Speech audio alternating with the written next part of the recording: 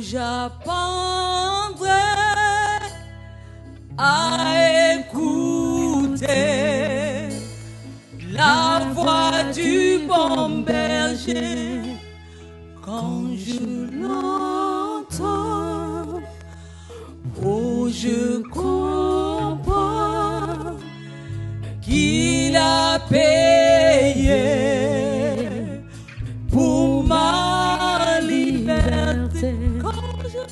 Quand je t'ouvre mon cœur, je te vois, Seigneur. Quand je t'ouvre mon cœur, je t'entends me parler. Et ta loi dans mon cœur, toujours demeure. Et ta vie à chacun coule comme un torrent. Quand je t'ouvre mon cœur, je te vois, Seigneur. Quand je t'ouvre mon cœur, je t'entends me parler. Et ta loi dans mon cœur, toujours demeure. Et ta vie à chacun coule comme un torrent.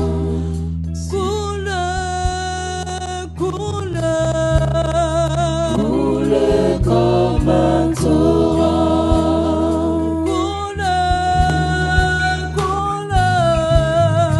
Coule comme un torrent.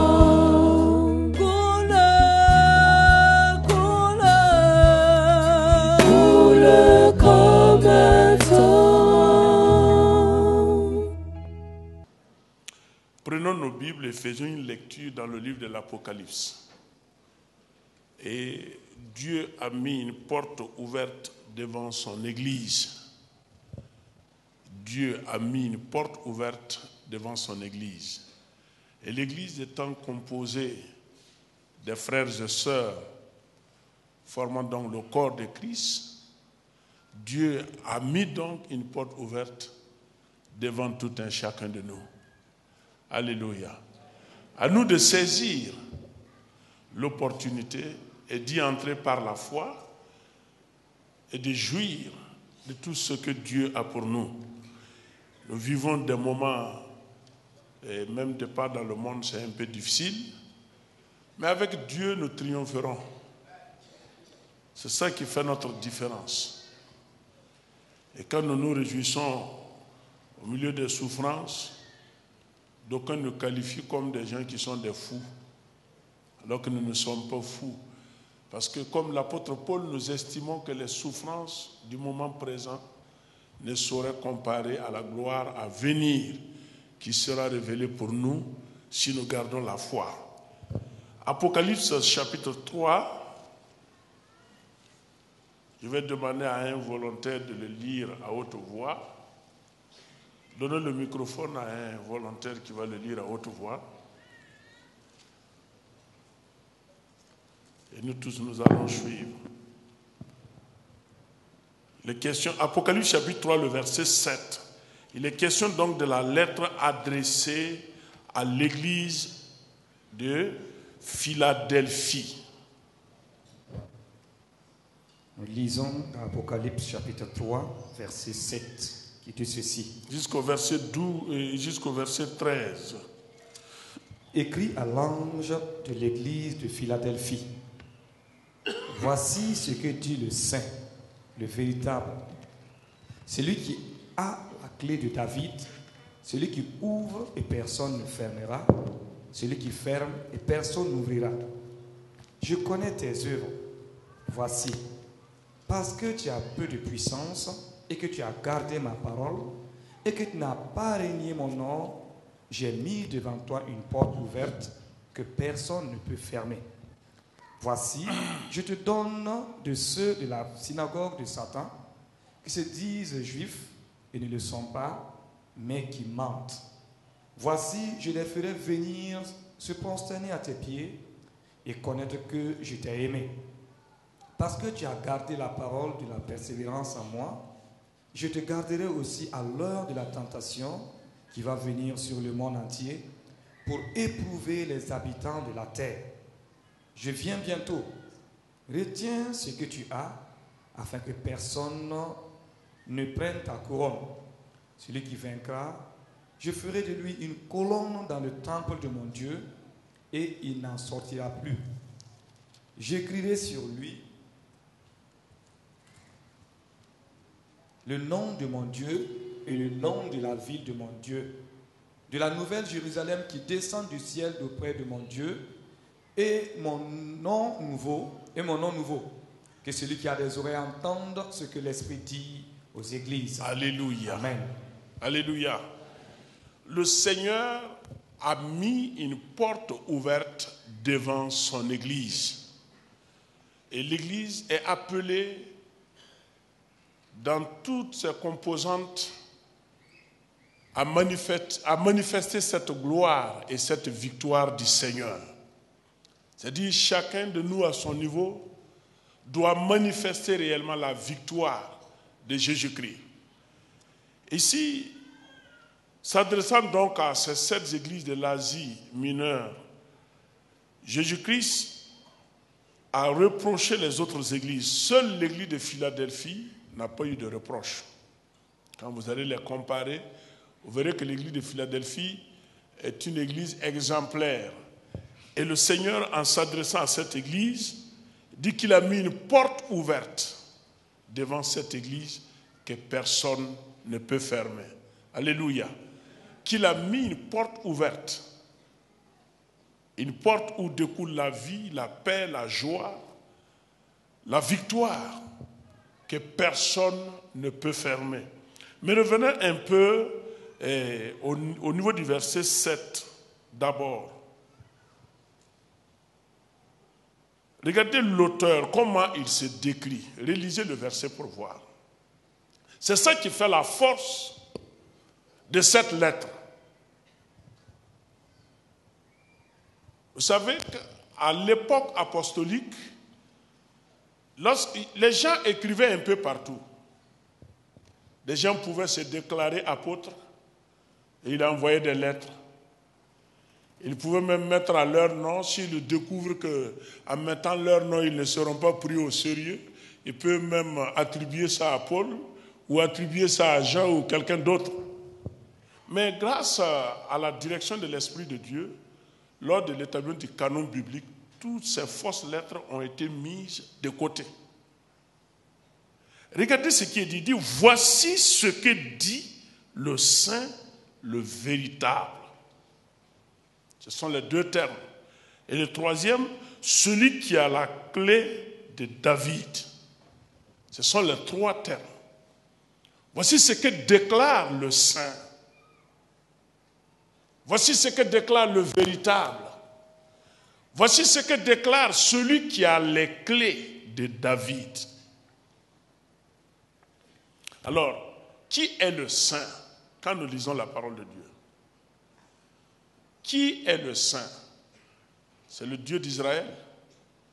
C'est l'Éternel des armées.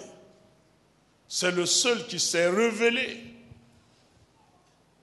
Il s'est révélé à Israël, à Abraham comme étant l'Éternel, le Dieu de toute éternité. Et il s'est révélé à Moïse en disant à Moïse, à vos ancêtres Abraham, Isaac et Jacob, je me suis révélé comme étant l'Éternel. Mais à vous, Israël, je me révèle comme étant le je suis. Celui qui n'a pas de commencement ni de fin. Celui en qui réside toutes choses. Celui qui a pouvoir sur toutes choses. Celui qui tient toutes choses dans ses mains. Celui qui règne et qui domine les cieux et la terre et même les profondeurs de la terre. Et ce qu'il s'est révélé à Moïse ainsi qu'au peuple d'Israël. Et avec les prophètes, il a encore donné plus de lumière. Il dit, voici ce que déclare le Saint d'Israël. Celui en qui il n'y a point de fraude. Celui en qui il n'y a point d'injustice. Il n'y a point de mensonge. loin de lui le mensonge. C'est pourquoi Balaam l'avait su à l'époque quand il avait tenté de maudire le peuple d'Israël sans succès. Il a dit, Balak, écoute la prophétie que je vais te donner. C'est que l'Éternel, le Dieu d'Israël, n'est pas un homme pour mentir. Il n'est pas le fils de l'homme pour se repentir. Ce qu'il a déclaré, il l'accomplit. Et lui-même, il a juré, il a dit à Ésaïe que je le jure. Ce qui sort de ma bouche ne reviendra pas à moi sans avoir accompli ce que je l'ai commandé de faire. C'est lui, le Saint d'Israël. C'est lui, Jésus-Christ, le véritable. Quand vous lisez 1 Jean chapitre 5, le verset 19, et dans qu'à lire ça, nous allons voir 1 Jean au chapitre 5, le verset 19 à 20, nous allons voir le véritable là-bas. Qui est le véritable? 1 Jean au chapitre 5, le verset 19 et 20. Lisez-le rapidement.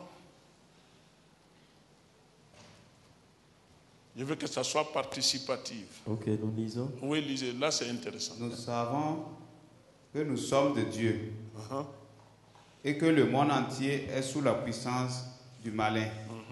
Nous savons aussi que le Fils de Dieu est venu et qu'il nous a donné l'intelligence pour connaître le véritable et nous sommes dans le véritable, en son Fils Jésus-Christ. C'est lui qui est le Dieu véritable et la vie éternelle. Alléluia. C'est Jésus-Christ, c'est lui le Dieu véritable. C'est lui le Saint. C'est lui le véritable.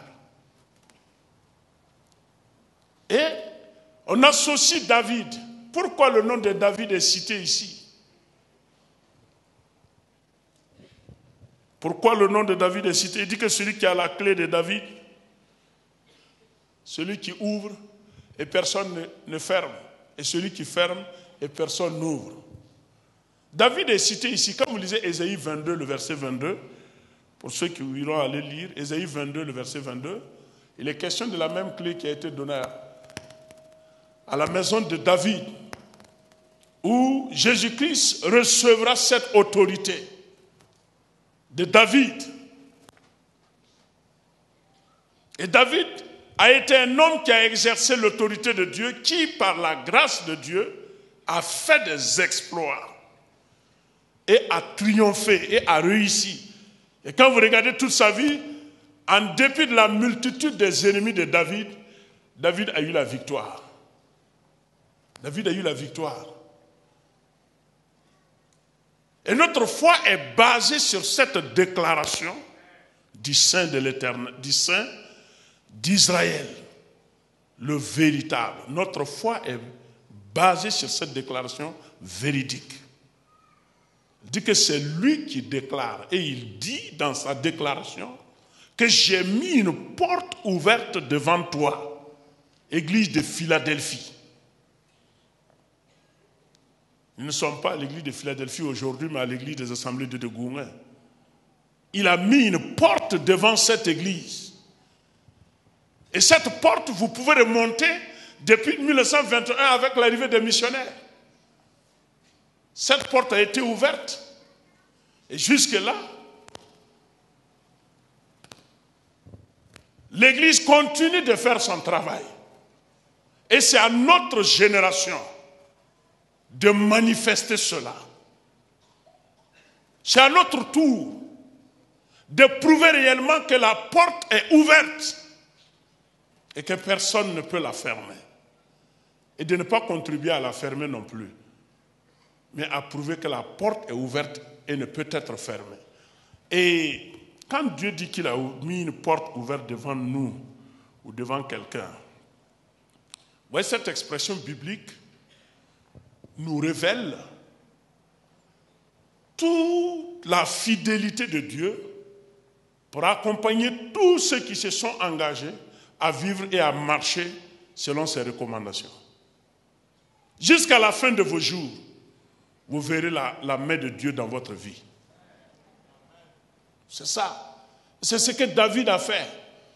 Vous pouvez voir ça avec la vie de David. Dans toutes les différentes étapes de la vie de David, vous allez voir que Dieu était présent pour protéger David, pour défendre David, jusqu'au jour où David, en repartant par le chemin de tous les hommes, il a dit à son fils Salomon, « Connais l'Éternel ton Dieu. Connais l'Éternel ton Dieu. Si tu l'abandonnes, il va t'abandonner. Mais si tu t'attaches à lui, il va te défendre, il va te soutenir. » Et ce matin, vous regardez cette église avec quand même une particularité. C'était une église qui gardait la parole de Dieu. C'était également une église qui ne se soumettait pas à ceux de la synagogue de Satan. Ça, c'est l'église véritable. Ce n'est pas la fausse église. C'est l'église véritable de Jésus-Christ. Et d'ailleurs, le nom Philadelphie qui est donné ici veut dire amour fraternel. Philadelphie veut dire amour fraternel. C'est une église dans laquelle l'amour fraternel était vécu au quotidien. Et ce matin, peuple de Dieu, nous n'avons aucun intérêt à nous dresser les uns contre les autres à l'église. Nous n'avons aucun intérêt. Nous ne gagnons absolument rien en s'opposant les uns aux autres ou en nourrissant de la jalousie les uns envers les autres. Nous gagnerons plus à nous lier ensemble par les liens de l'amour en Jésus-Christ. Nous gagnerons plus en restant côte à côte, en nous supportant les uns les autres dans la prière. Nous gagnerons plus en manifestant cet amour fraternel qui va nous conduire à nous réjouir avec ceux qui se réjouissent et à pleurer avec ceux qui pleurent. Mais à ne pas nous réjouir quand notre frère pleure ou quand notre sœur pleure. Si cela nous attire la joie, c'est que nous ne sommes pas des chrétiens. Celui qui se réjouit de son frère, qui souffre, c'est qu'il n'est pas un chrétien. Ok? Ok? Ou bien c'est dur? Vous voulez que je diminue ça? Vous voulez que je diminue la portée de ma déclaration? C'est biblique, hein? C'est biblique. On ne peut pas vouloir une chose et son contraire à la fois. On ne peut pas être chrétien et non chrétien. Soit on est chrétien, soit on ne l'est pas. C'est comme ça. L'église de Philadelphie vivait la foi et manifestait l'amour fraternel. C'est ça qui faisait la force de l'église. Et Jésus était content, il a dit, je connais tes œuvres. Je sais que tu n'as pas assez de force, humainement parlant, sur le plan social. Peut-être que tu n'as pas de force comme ça. Mais ton secret est que tu as gardé ma parole. Jésus-Christ n'a-t-il pas dit dans Jean 14, le verset 22, que ceux qui m'aiment sont ceux-là qui gardent ma parole? C'est ce que Jésus a dit. Et l'église de Philadelphie a aimé Jésus-Christ et a gardé la parole du Seigneur. C'est là que le Seigneur a dit, je connais tes œuvres. Voici, j'ai mis une porte ouverte devant toi. Alléluia. J'ai mis une porte ouverte devant toi. Église de Goumen. La porte est ouverte devant l'église pour réussir sa mission, sa vocation. La porte est ouverte devant toi qui es un membre de l'église, qui est un membre du corps de Christ, pour apporter ta pierre pour qu'on réussisse. Il faut seulement se départir de ce qui est contraire à la foi. C'est tout. Anime-toi de l'amour fraternel. Aime tes frères, aime tes sœurs. Évitez les propos qui n'ont rien à voir, qui n'ont pas de sens. Parce que l'amour ne parle pas mal de son prochain. Ou bien, c'est ça, non? L'amour ne parle pas mal de son prochain. Il y a d'autres par leur langue. On aura l'occasion de prêcher sur la langue. Il y a d'autres, quand vous regardez leur vie, c'est la langue qui est en train de les consumer. C'est leur langue, c'est le feu. Ils ont allumé le feu et puis ça les consume. Ils ne peuvent même pas rester tranquilles. la langue. Celui qui aime doit savoir relever son frère, son ami par le langage. Et l'apôtre Paul l'a dit aux Éphésiens, que votre parole soit assaisonnée, afin de communiquer une grâce à toute personne qui vous écoute. Et Pierre également l'a dit, tous ceux qui vous demanderont la raison de votre foi, par la douceur, faites-leur connaître pourquoi vous croyez en Jésus. Par la douceur dans votre langage. Et encore plus, l'amour fraternel nous amène à nous supporter les uns les autres. C'est en cela que la porte qui est ouverte ne sera jamais fermée. C'est en cela que nous aurons la victoire. Et ce n'est pas la seule promesse que Jésus fait d'ailleurs. Au verset 8, Jésus ajoute encore, non pas seulement la porte qui est ouverte, il dit que je te donne de ceux de la synagogue de Satan, qu'ils se disent juifs, mais ne le sont pas. Ça, c'est à l'intérieur de l'Église. Une synagogue, c'est un... Qu'est-ce qu'une synagogue? Qu'est-ce qu'une synagogue? Hein? Voilà, une synagogue est différente d'un temple. Le temple, c'est la demeure de Dieu. La synagogue, là-bas, c'est l'attroupement des hommes pour perpétuer la culture juive, la religion juive, pour inculquer les valeurs culturelles à leurs enfants, pour perpétuer leur tradition. Les synagogues ont commencé à exister à partir de l'exil. Quand Israël est parti à Babylone, ne pouvant plus se réunir, ils étaient obligés de deux familles essaient de retrouver un petit coin. Vous ne voyez pas nos amis là? Nos amis ont tout calqué là-bas. Nos amis, ils ont tout pris là-bas. Même deux maisons, vous voyez, ils essaient de dresser quelques pierres et puis bon. C'est comme ça que les Juifs faisaient. Ils trouvaient un centre, deux concessions pouvaient se réunir pour leurs enfants. Et si bien que quand ils sont revenus de l'exil, ils ont maintenu les synagogues, telles qu'on avait la synagogue de Nazareth où Jésus a été, la synagogue de Capernaum, ainsi Bethsaïda et autres choses. Mais le temple était à Jérusalem. Le temple, c'est la maison de Dieu. C'est dans les synagogues qu'on a décidé d'arrêter Jésus et de le faire mourir. Ce n'est pas dans le temple. Dans la synagogue, il y a la haine, il y a la jalousie là-bas. Même le meurtre. Mais dans le temple, dans la maison de Dieu, là-bas, c'est l'amour. Là-bas, c'est l'amour, là-bas, c'est la paix, là-bas, c'est la vie, c'est l'amour fraternel. C'est pourquoi, si nous sommes le temple de Dieu, nos cœurs doivent être remplis de l'amour de Dieu pour manifester l'amour fraternel. Mais si nous sommes une synagogue, nos cœurs sont remplis de haine, de jalousie.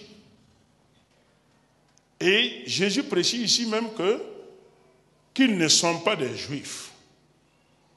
Parce qu'à l'époque, chacun, quand vous lisez au temps de la reine Esther, chacun se réclamait juif. Chacun voulait être juif. Chacun voulait être juif. Pourtant, il ne l'était pas. À l'époque, quand on dit un juif, c'est quelqu'un qui marche avec Dieu. C'est quelqu'un en qui la présence de Dieu est réelle. Et c'est ce terme que beaucoup de juifs ont utilisé au temps de Jésus. Ils voulaient faire croire à Jésus que non, qu'ils sont des juifs authentiques. Hein? Jésus a dit non. Abraham, Isaac et Jacob sont différents de vous. Et l'apôtre Paul va enfoncer le clou dans Romains chapitre 2 à partir du verset 17. L'apôtre Paul dit là-bas que le juif, ce n'est plus celui qui a les signes du dehors, mais celui qui a les signes de l'intérieur. Les juifs, selon la main, que ce ne sont pas ces juifs-là qui comptent aux yeux de Dieu, mais c'est le juif selon le cœur. Et c'est nous, les juifs selon le cœur. Alléluia. C'est à nous que cet amour a été manifesté pour que nous vivons cet amour fraternel entre nous afin de profiter de cette porte qui est ouverte devant nous et de remporter la victoire. Il dit que je les ferai prosterner à tes pieds. C'est pour dire que toute lutte intérieure contre l'Église ne prospérera point. Même au sein de l'Église. On sait. Jésus le sait, le Saint-Esprit le sait, Dieu le sait. Dieu le sait qu'il y a des ennemis de l'Église qui se sont camouflés, qui se sont joints à l'Église. D'autres se sont fait comme s'ils sont des chrétiens. D'autres même, on va les enterrer même sans se rendre compte que ce ne sont même pas des chrétiens. On va même prêcher et puis les enterrer sans ne même pas savoir que ce sont des... qui n'ont même pas été chrétiens même un jour. C'est au ciel on va découvrir tout ça. Mais la Bible est claire là-dessus. La Bible dit. C'est à ces gens, il dit, je les ferai prosterner à tes pieds. C'est-à-dire, ils vont échouer. Et quand vous lisez l'histoire de l'église, c'est réel. La porte est ouverte. Personne n'a pu fermer la porte de l'église. Personne. Et même ce matin, personne ne pourra fermer la porte de l'église. La porte a été ouverte par le Saint et le véritable. Celui qui a la clé de David qui ouvre et personne ne ferme, qui ferme et personne n'ouvre. C'est lui seul. Et à nous de garder cette parole de Dieu qui nous invite à nous aimer les uns les autres. Et il promet également à l'Église que l'heure de la tentation qui va éprouver le monde entier, que nous serons épargnés parce que l'Église sera épargnée des affres de la grande tribulation. L'Église sera épargnée. Parce que nous avons gardé sa parole. Et il précise, je reviens bientôt. Garde ce que tu as. Alléluia. Chacun n'a qu'à garder ce qu'il a. Afin que ta couronne ne soit pas passée à l'autre. Hein. Il revient bientôt. Il revient bientôt. Arrivez à la maison, relisez le texte. Réfléchissez sur le texte. Et priez sur le texte. Et demandez à l'Esprit de Dieu de vous aider. Lorsque Dieu met une porte ouverte devant quelqu'un, personne ne peut la fermer. Si vous essayez de la fermer, vous allez vous créer des problèmes. Il a mis une porte ouverte devant l'église. Que personne n'essaie de vouloir fermer la porte parce qu'il va payer à ses frais. S'il a la chance, il tombera malade, on va venir négocier. Et il sera guéri ou bien il va passer et puis bon, il va rejoindre le ciel. Peut-être. Mais s'il n'a pas la chance et puis c'est sur le coup aussi, ah ça c'est pas bon, on ne souhaite pas ça. Parce que les ennemis, vous savez, quand l'église, le diable a de la haine contre l'église. Et quand il persécute l'église, il n'arrive pas. Il essaie d'envoyer des gens même à l'église pour les faire comme des croyants. Et ils peuvent se repentir et puis dire non, les chrétiens, ils se faufilent pour glisser afin d'atteindre même le sommet. Et Dieu peut les laisser. Hein. Dieu peut les laisser atteindre un certain niveau. C'est ça souvent que certains chrétiens posent la question, mais Dieu qui connaît tout, pourquoi il permet ça? Non, Dieu ne se presse pas. C'est pourquoi certains ont exploité la patience de Dieu comme étant une faiblesse. Et l'apôtre Paul dit que, ignorant que la faiblesse, que la patience de Dieu le pousse à la repentance, croyant que c'est lui sa force, qu'il est en train d'amasser des braises sur sa tête.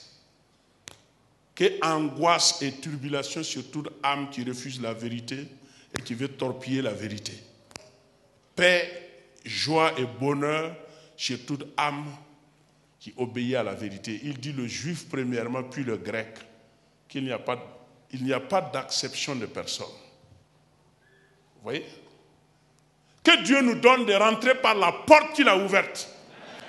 Et qu'il te donne, toi, en tant que membre de l'Église, de rentrer par la porte qui est ouverte devant toi. C'est là que tu vas réussir. On va se tenir debout. Et nous allons prier. Prions ensemble. Tu vas prier le Seigneur ce matin. Et demander au Seigneur, tu vas d'abord rendre grâce. Et après, demander au Seigneur de te soutenir. Moi, je vais rentrer par la porte qui est ouverte. Je ne vais pas reculer. Alléluia. Je ne serai pas un ennemi de l'Église. Quand on dit ennemi, les gens croient que ce sont c'est vous les fidèles. Non, ce ne sont pas les fidèles. Il y a des pasteurs qui sont des ennemis de l'Église. Se sont camouflés, se sont faufilés parmi nous. l'apôtre Paul les appelle des faux frères, qu'ils se sont glissés parmi nous. Et Jésus même a parlé de l'ivraie, le blé et l'ivraie, il a parlé de tout ça. Mais il n'a pas autorisé de les enlever, c'est ça, non? Mais de les laisser, que le temps va venir. Tu vas prier le Seigneur et demander au Seigneur de t'aider, de faire partie de toi toute peur et de te consacrer réellement au Seigneur parce que Dieu veut t'utiliser. Il veut t'utiliser. Il ne faut même pas avoir peur des faux juifs. Il ne faut pas avoir peur des faux juifs. Même s'il te salue, même s'il te tend la main, il faut lui serrer la main, il ne peut rien. Il ne va même pas t'emporter. Il ne va pas t'emporter, puis il ne peut pas t'emporter. Alléluia, prions ensemble.